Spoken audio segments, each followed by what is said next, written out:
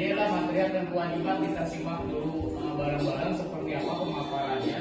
Nanti Bapak jelaskan.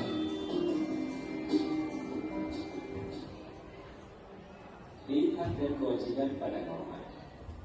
Setiap norma selalu mengandung hak dan kewajiban.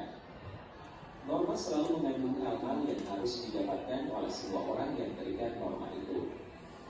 Juga selalu mengandung hal-hal yang harus dilakukan setiap orang tersebut sesuai dengan ketentuan masing-masing norma. Seperti yang terjadi pada pelajar di sekolah. Aturan atau norma sekolah mengharuskan setiap siswa tiba di sekolah sebelum pukul 7. Setiap siswa juga harus mengikuti pembelajaran di sekolah sampai selesai siang harinya.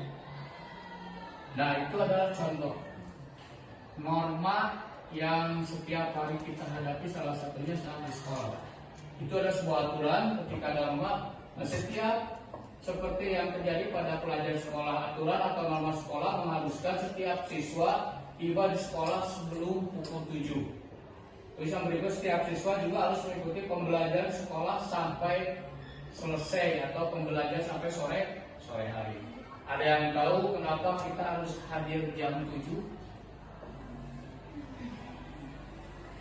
Nah, itu salah satu meningkatkan kedisiplinan. Karena sebuah peribahasa mengatakan orang sukses itu pasti akan bangun lebih pagi. Bahkan kalau kita ngambil proses orang Cina, kenapa orang Cina kalau tiap melakukan niaga atau berdagang selalu sukses? Kenapa? Karena bagi mereka berangkat tanpa matahari, pulang tanpa matahari, artinya dia sudah berangkat atau membuka tokonya sebelum matahari terbit, dan dia akan menutup tokonya setelah matahari terbit. Kebayang berarti lebih bekerja. Wajar jika lengan berdagang. Kenapa seperti itu? Pun sama.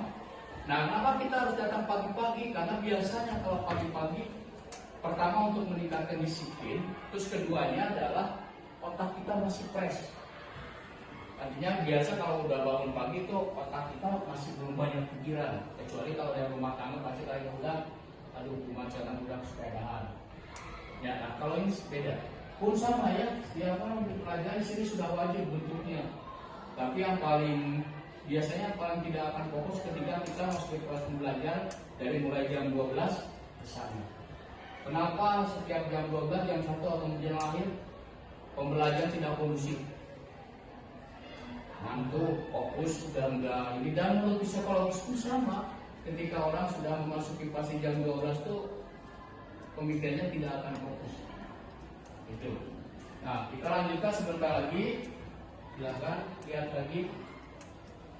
Semua keharusan itulah kewajiban yang terkandung oleh norma.